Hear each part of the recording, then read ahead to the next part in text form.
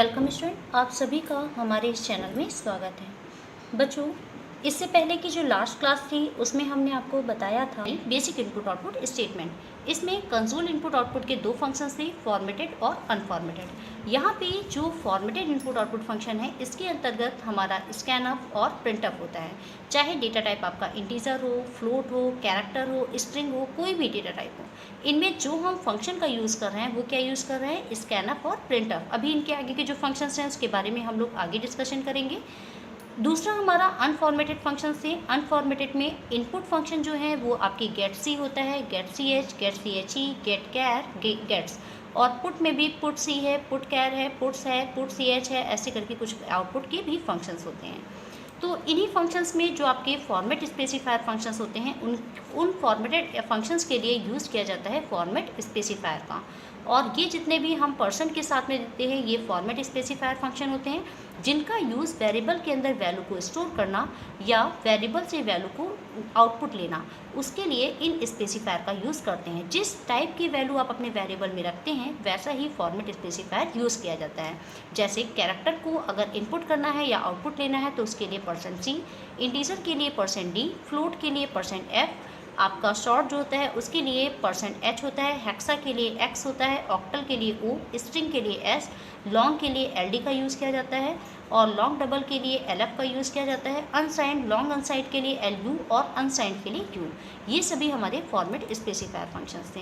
तो इनमें आपका आता है प्रिंटअप फंक्शन। अगर आपको कोई भी चीज़ प्रिंटअप करनी है तो हम डायरेक्टली यहाँ पर जो भी आप डबल कोटेशन के अंदर देते हैं ये एज इट इज़ आउटपुट की स्क्रीन पर दे देता है। दूसरा, अगर आपको वेरिएबल के अंदर वैल्यू चाहिए तो फिर इस वेरिएबल में जिस टाइप में आपने वेरिएबल को डिक्लेयर किया होगा, अगर इंटीजर डिक्लेयर किया है तो यहाँ %d लगाएंगे, अगर आपने कैरेक्टर किया है तो %c लगाएंगे। जैसी वैल्यू आप लेना चाहते हैं उसी के अकॉर्डिंग स्पेसिफायर यूज़ किया जाता है। सेम एज इसी का स्कैनअप फंक्शन भी होता है जो बिल्कुल वर्क ऐसे ही करता है, लेकिन ये इसका अपोजिट होता है। यानी प्रिंटअप का काम होता है वेरिएबल के अंदर से वैल्यू को आउटपुट में देना, लेकिन स्कैनअप का काम होता है कीबोर्ड में जो भी आप वैल्यू डाल रहे हैं उसको वेरिएबल में होल्ड कराना। तो ये तो हम लास्ट क्लास में आपको बता चुके हैं। इसके बाद में आगे के टॉपिक में आएंगे तो आपको अनफॉर्मेटेड इनपुट आउटपुट फंक्शंस मिलते हैं। इन अनफॉर्मेटेड इनपुट आउटपुट फंक्शंस में एक टाइप आता है character input functions. Character input functions आपके बहुत सारे होते हैं, जैसे get C H E function होता है, गेट सी एच होता है, गेट कैर होता है, गेट सी होते हैं। ये सभी हमारे गेट कैरेक्टर इनपुट फंक्शंस होते हैं। तो इनमें से गेट कैर फंक्शन के बारे में और प्रीवियस हमने बताया भी था और इसका प्रोग्राम भी आपने रन करा करके देखा था। जैसे गेट कैर फंक्शन क्या है, ये एक हमारा लाइब्रेरी फंक्शन होता है जिसका काम होता है कीबोर्ड में से कोई भी कैरेक्टर को रन टाइम पर लेना। यानी जब आप प्रोग्राम रन कराएंगे उस समय जो भी आप कैरेक्टर देते हैं उसको वेरिएबल में होल्ड कराने का काम गेट कैर फंक्शन करता है। लेकिन ये कब काम करता है, जब आप कीबोर्ड से न्यू लाइन एंटर करते हैं, यानी जब आप कीबोर्ड से एंटर की प्रेस करेंगे होता है। जैसे अगले टॉपिक पे आते हैं तो हमारा जो टॉपिक है वो है गेट सी एच और गेट सी एच ई। ये है क्या, तो these two functions are very similar. ये दोनों फंक्शन बिल्कुल सिमिलर होते हैं, यानी they respond without pressing enter key. ये बिना इंटर की प्रेस की ये काम करते हैं। काम इनका भी होता है कीबोर्ड से एक सिंगल कैरेक्टर रीड करना, बिल्कुल गेट कैर फंक्शन के तरीके। लेकिन गेट कैर फंक्शन इंटर की के साथ काम करता है, बट ये विदाउट प्रेसिंग एंटर की, यानी इंटर की प्रेस किए बगैर ही काम करता है। तो the difference is that the function get C H E, the echo of the pressed key is displayed on the screen. लेकिन यहाँ पर जो आपका फंक्शन होता है गेट सी एच, ये क्या करता है, आपका जो get C H E function होता है ये क्या करता है, जो है echo of the pressed key is displayed. यानी जब आप जो भी कैरेक्टर आप देंगे इंटर करेंगे तो इनपुट करते समय आपने जो कैरेक्टर दिया होगा वो स्क्रीन पर डिस्प्ले कराता है। But with the function get C H there is no echoing, यानी अगर आप फंक्शन गेट सी एच का यूज़ करेंगे तो वहाँ पर आपका कैरेक्टर स्क्रीन पे डिस्प्ले नहीं होगा। तो it reads a single character from the keyboard and display immediately on the output screen without waiting the enter key. ये दोनों ही फंक्शन जो होते हैं, इन दोनों फंक्शन की एक सिमिलरिटी होती है कि ये कीबोर्ड से एक सिंगल कैरेक्टर को लेते हैं लेकिन उसके बाद में उसे आउटपुट स्क्रीन पे दिखाते हैं, और ये दोनों कैरेक्टर आपके इंटर की का वेट नहीं करते हैं जैसा कि गेट कैर में हमें करना पड़ता था।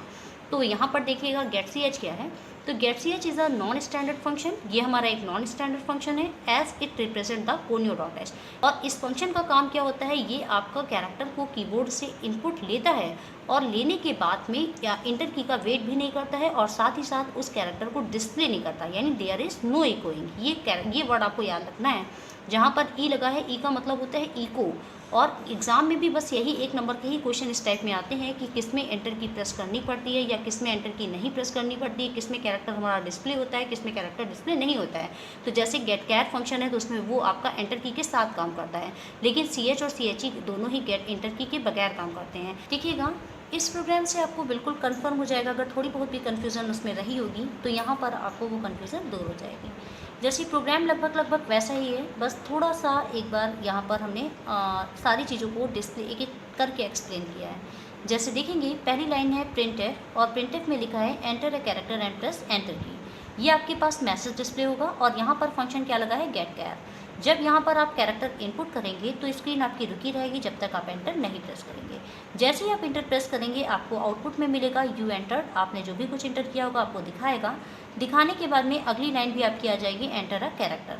दोबारा जब आप कैरेक्टर डालेंगे तो वो कैरेक्टर आपका सी एच में स्टोर होगा, लेकिन सी एच लगा है इसका मतलब विल नॉट इको, यानी ये कैरेक्टर डिस्प्ले नहीं होगा, लेकिन जो आपने आउटपुट किया होगा वो आपको तुरंत डिस्प्ले हो जाएगा बिना एंटर की प्रेस किए हुए। और तीसरी लाइन में लिखा है एंटर अ कैरेक्टर, फिर से ही आपको मांगेगा। अब इस जगह आप जो कैरेक्टर डालेंगे वो सी एच में स्टोर हो जाएगा और इसके बाद में जो भी कैरेक्टर आपका होगा वो डिस्प्ले होगा और लास्ट में लिख जाएगा टेक केयर। आप इस लाइन को हटाना चाहें तो हटा भी सकते हैं, प्रोग्राम हमको यहाँ से यहाँ तक ही मतलब है, लेकिन आइए इसको एग्जीक्यूट करके रन करा लिया जाए। इसको हमने यहाँ से रन किया। जब हमने इसे रन किया तो रन करने के बाद इसने हमें मैसेज दिया है enter a character and press enter की। यहाँ मैंने एक कैरेक्टर प्रेस किया, इंटर ए। अब जब आपने यहाँ पर ए प्रेस किया है कैरेक्टर, तो ए को प्रेस करने का मतलब है ये आपकी स्क्रीन क्या होगी, वेट करेगी, रुकी रहेगी। स्क्रीन वेट करेगी। कब तक वेट करेगी, जब तक आप कीबोर्ड से एंटर की प्रेस नहीं कर देते हैं। जैसे ही आपने इसे के इंटर प्रेस किया, एंटर की प्रेस किया, तो एंटर प्रेस करते ही हमारे पास मैसेज आया है यू एंटर्ड ए। आपको दिखाएगा बेसिकली कि आपने क्या इनपुट किया है, ए को इनपुट किया है। ये आपको इसे के डिस्प्ले कराएगा। तो देखिएगा, यहाँ पर ए प्रेस हुआ है और इसके बाद इसने वेट किया, फिर आपने यहाँ पर डाला, तो डालने के बाद आपको ये शो करा रहा है यू एंटर्ड ए और इसके बाद में एंटर अ कैरेक्टर। इतना लिख के आया। दोबारा मैंने इस जगह पर अपना कैरेक्टर प्रेस कर दिया। मान लीजिए हम कैरेक्टर ने हमने प्रेस किया बी। अब देखिए, बी प्रेस करते हुए जो आपने ए इनपुट किया था तो दिखा रहा था, लेकिन बी इनपुट किया ये नहीं दिखा रहा। इसका आउटपुट लाइन आपको तुरंत इसने दे दिया है यू एंटर्ड बी और तुरंत इसने इसका नेक्स्ट लाइन भी एग्जीक्यूट कर दी है, एंटर अ कैरेक्टर। इसका मतलब इस जगह हमें इंटर की प्रेस करने की ज़रूरत नहीं पड़ी है। अब हमने यहाँ पर अपना अगला कैरेक्टर डाला, मान लीजिए सी डाल देते हैं।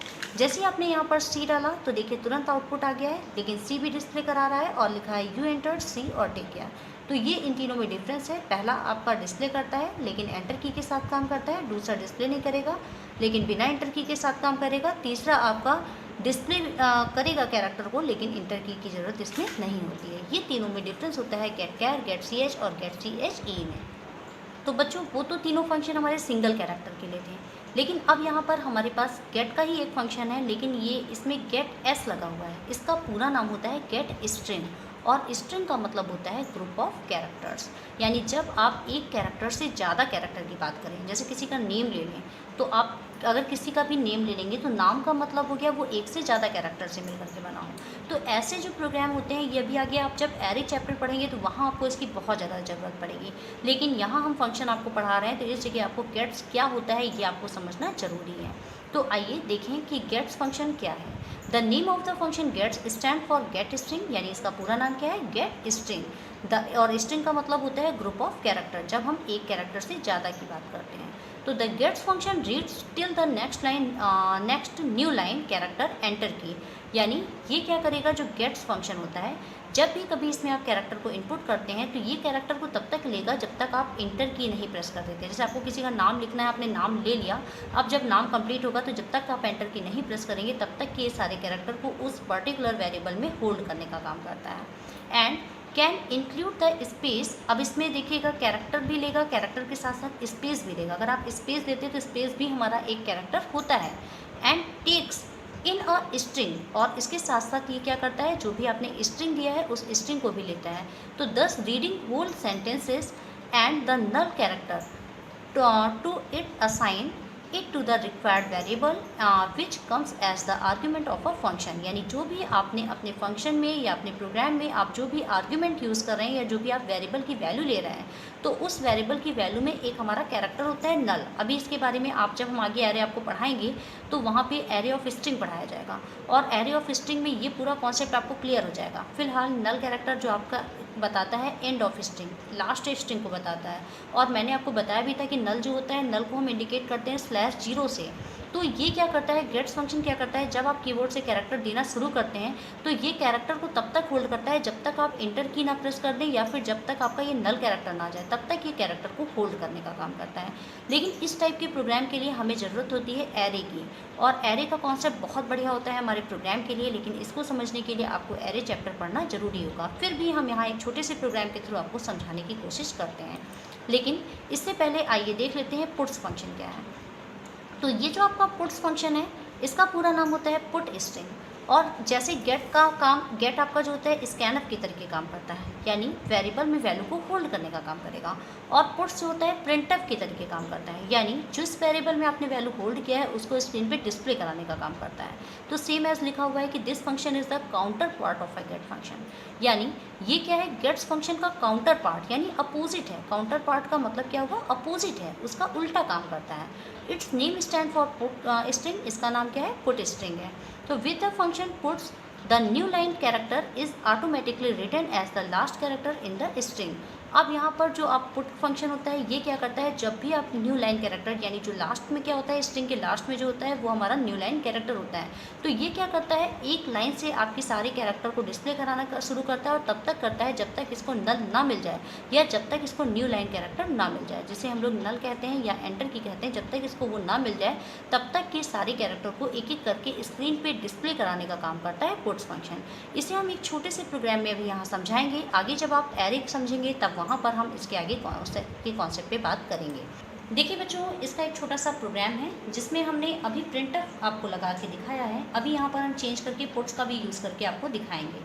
यहाँ पर हेडर फाइल्स के बाद मेन फंक्शन है, गेट CLR SCR फंक्शन है, फिर यहाँ कैर हमने नेम लिया है। अब यहाँ पर देख रहे होंगे वेरिएबल का जो डिक्लेरेशन हमने दिया है, ये डिक्लेरेशन थोड़ा सा चेंज हो गया है। अभी तक हम लोग लेते थे डेटा टाइप, और डेटा टाइप के बाद में वेरिएबल की नेम यहाँ डिक्लेयर कर देते थे, और अगर आपको वैल्यू असाइन करना होता था तो इक्वल का साइन लगा के डायरेक्टली आप वैल्यू असाइन कर देते थे। लेकिन अब यहाँ पर ये एरे का कॉन्सेप्ट आ जाता है जब हम लोग बात करते हैं स्ट्रिंग की। तो स्ट्रिंग की एरे के लिए यूज़ किया जाता है, ये वाले जो स्क्वायर ब्रैकेट्स होते हैं इनका यूज़ किया जाता है। ये साइज के लिए डिक्लेयर किया जाता है। जैसे मैंने यहाँ पर कैर लिया, कैर में एक नेम नाम का वेरिएबल लिया। अब इस नेम में जो हमने यहाँ पर स्क्वायर ब्रैकेट के अंदर वैल्यू दिया है 10, इसका मतलब ये नेम नाम के वेरिएबल में वो 10 बाइट मेमोरी एक्यूपाई कर लेगा। जितना यहाँ पर आप देंगे उतने बाइट मेमोरी वो रिजर्व कर लेता है। अब 10 बाइट का मतलब 10 कैरेक्टर तक का हम कोई भी नाम इसमें क्या कर सकते हैं, डाल सकते हैं। ये 0 से लेकर के 9 तक आपका चलता है। एरे हमेशा 0 से स्टार्ट होता है, तो 0 से लेकर के 9 तक ये चलेगा। इसके आगे अगर यहाँ पे आपको कुछ कन्फ्यूज़न होगी तो उसके लिए बहुत ज़्यादा आपको परेशान होने की ज़रूरत नहीं है। ये सभी चीज़ें आप जैसे जैसे आगे पढ़ते जाएंगे आपको एकदम कॉन्सेप्ट क्लियर होता जाएगा। अब इसके बाद केवल यहाँ पे आप इतना ध्यान दीजिए कि हमने कैर लिया है, नेम लिया है, और इसका साइज़ कितना दिया है 10, और इस 10 का मतलब है ये 10 ब्लॉक्स बना लेगा, 10 बाइट मेमोरी को एक्यूपाई करेगा, और हर एक ब्लॉक में एक एक कैरेक्टर को इनपुट करेगा। इसका मतलब अभी तक एक वेरिएबल में एक कैरेक्टर इनपुट कर पाते थे, अब हम एक वेरिएबल में 10 कैरेक्टर्स इनपुट कर पाएंगे। और इसमें जो लास्ट कैरेक्टर होता है वो हमारे नल कैरेक्टर को इंडिकेट करता है, यानी लास्ट कैरेक्टर जो होता है वो एंड ऑफ कैरेक्टर को इंडिकेट करता है। तो यहाँ पर नेक्स्ट लाइन में हमने क्या किया गया है, print of enter a string. आपसे कह रहे हैं कि आपको क्या करना है, एक स्ट्रिंग इनपुट करनी है। तो यहाँ पर जब आप कोई भी स्ट्रिंग इनपुट करना चाहते हैं तो देखिए हमने गेट्स फंक्शन लगाया है। हम चाहते हैं इस प्रोग्राम को स्कैनफ से करते, लेकिन फिर उसके लिए हमें लूप का कॉन्सेप्ट लगाना पड़ता।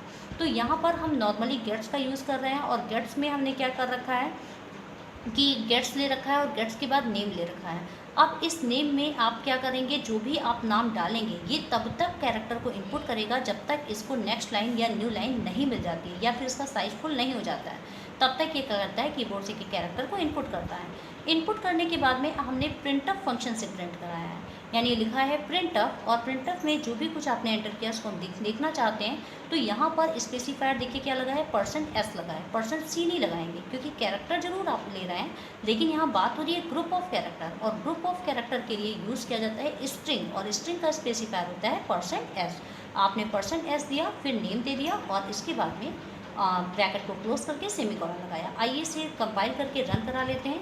इसे मैंने रन कराया और रन कराने के लिए जैसे इसको हमने रन कराया तो रन कराते ही लिख के आया है एंटर अ स्ट्रिंग। चलिए यहाँ पे कोई भी स्ट्रिंग लिख देते हैं। जैसे मैंने स्ट्रिंग टाइप किया, मान लेते हैं स्ट्रिंग हमने जो टाइप किया है वो हेलो टाइप किया है, ठीक है, हेलो। अब ये स्ट्रिंग हम टाइप करना चाहते हैं। इसके बाद में इतना स्ट्रिंग टाइप करने के बाद जैसे ही आप इनपुट करेंगे, एंटर करेंगे, तो देखिए हमने हेलो इनपुट किया था, अब वो दिखा रहा है कि आपने क्या इनपुट किया था, हेलो। तो ये हमारा होता है गेट्स फंक्शन का काम। अभी जिस जगह हमने प्रिंटफ लगाया है उसी जगह पर हम जो है पुट्स का भी यूज़ करके आपको दिखाते हैं। पुट्स हमारे लिए प्रोग्राम को थोड़ा और आसान बना देता है। कैसे, वो देखिए यहाँ पर हमने प्रिंटफ हटा करके पुट्स का यूज़ किया है। आइए इस प्रोग्राम में भी आपको दिखाते हैं कि इसका आउटपुट क्या आएगा। जब इसको आप रन करा के कंपाइल करते हैं, यानी मैंने ऐसे क्या किया, रन करा के कंपाइल करना है, तो हम यहाँ पर आल्ट के साथ में F9 प्रेस कर देते हैं। आल्ट F9 करने के बाद में इसने लिखा है एंटर अ स्ट्रिंग। चलिए इस बार हम यहाँ पे टाइप कर देते हैं वेलकम। जैसे ही वेलकम टाइप किया है, टाइप करने के बाद में जब आप इंटर की प्रेस करेंगे तो इंटर की प्रेस करते ही आपको देखिए वेलकम आउटपुट भी दे रहा है। प्रिंटफ में भी हो रहा था, जो आपने इनपुट किया था उसी का आउटपुट आ रहा है, और पुट्स में भी वही हो रहा है। बस फ़र्क क्या है कि पुट्स में हमें फॉर्मेट स्पेसिफायर %C %S का यूज़ नहीं करना पड़ा, गेट्स में भी नहीं करना पड़ा, लेकिन प्रिंटफ में हमने स्पेसिफायर का यूज़ किया है। तो बच्चों ये तो हमारा कॉन्सेप्ट हो गया गेट्स और पुट्स का। ये हमारे कुछ इंपॉर्टेंट कॉन्सेप्ट यहाँ पे क्लियर हो गए हैं। अब इसके बाद में ऐसे ही जो प्रोग्राम हमें आगे मिलते रहेंगे वो सब हम आपको बताते रहेंगे।